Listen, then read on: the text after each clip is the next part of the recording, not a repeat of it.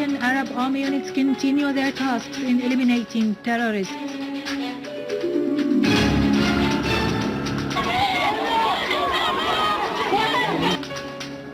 In a new Zionist escalation, the Israeli occupation troops stormed into al-Aqsa Mosque's yards and assaulted the Palestinians inside the mosque.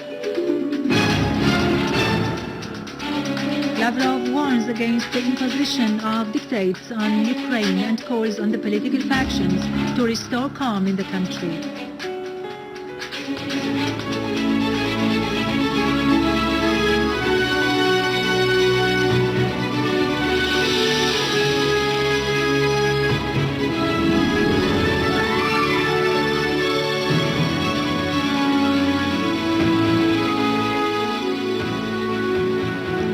Good afternoon, ladies and gentlemen. This is Yarado Krikorian with the news in English. The Syrian Arab Army has eliminated terrorists in the surroundings of Al-Yarmouk School and the Technology Institute in downtown Daraa.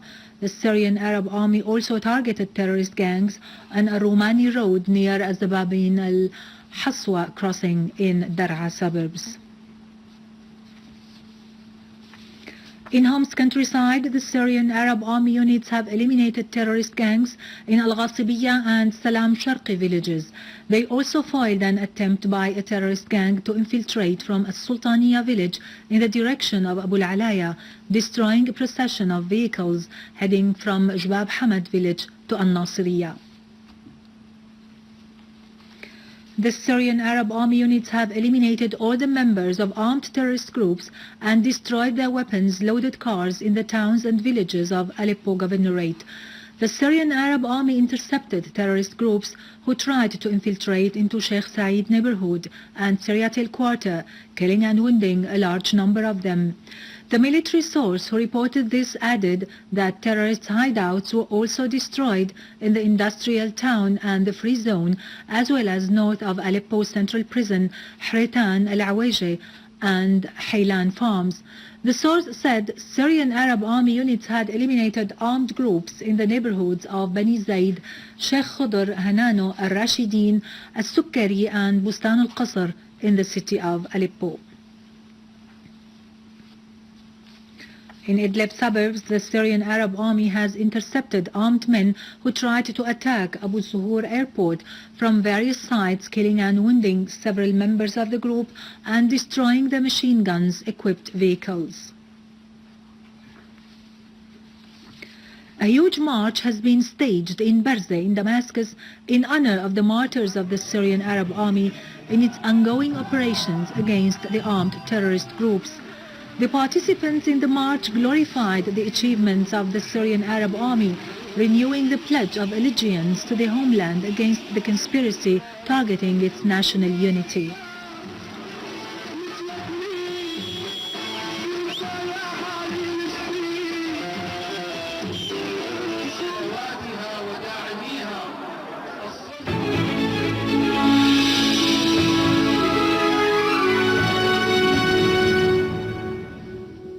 Welcome back. Within the framework of the systematic scheme to Jewedize Jerusalem, Israeli occupation troops stormed early this morning into Al-Aqsa Mosque and attacked the worshippers inside.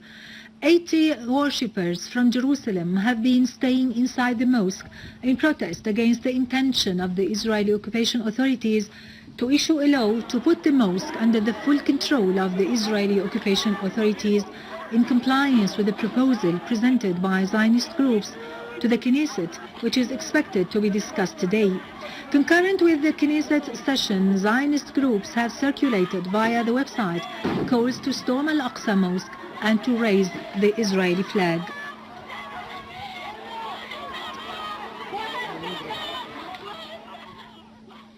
In an emergency meeting held with the Russian National Security Council's members, President Vladimir Putin discussed the developments in Ukraine.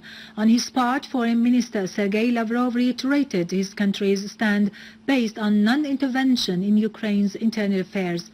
He said Moscow's international partners would hopefully take a similar stand. In a joint press conference with the Foreign Minister of Luxembourg, Mr. Jean Asselborn in Moscow, Lavrov said The two sides expressed during the talk their deep concern over the developments in Ukraine, a lot of which has not occurred within a constructive framework, Lavrov pointed out.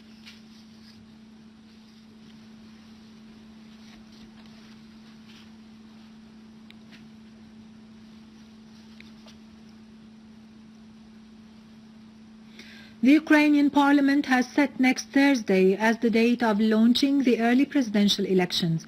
Many candidates have already announced their intention to run. Former Prime Minister Yulia Tymoshenko, who has been released lately, has not announced her intention to run for the presidency.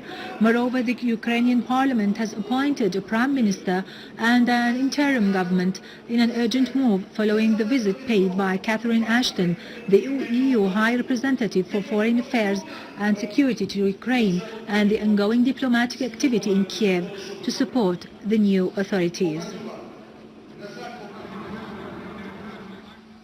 Finally, Iraqi Interior Minister has announced that it seized the largest camp of the so-called the Islamic State in Iraq and the Levant in a qualitative operation carried out northeast of Aqba in Diyala province, northeast of Baghdad. Security sources have asserted that the camp comprises huge quantities of explosions and military equipment.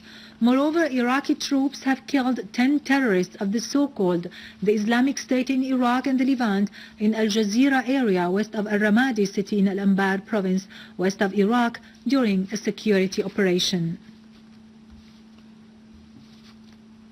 With this, we end our news for today. Thank you for watching. For more details about Syria and the region, and to view this bulletin again, you can always visit our website in English, syriaonline.sy.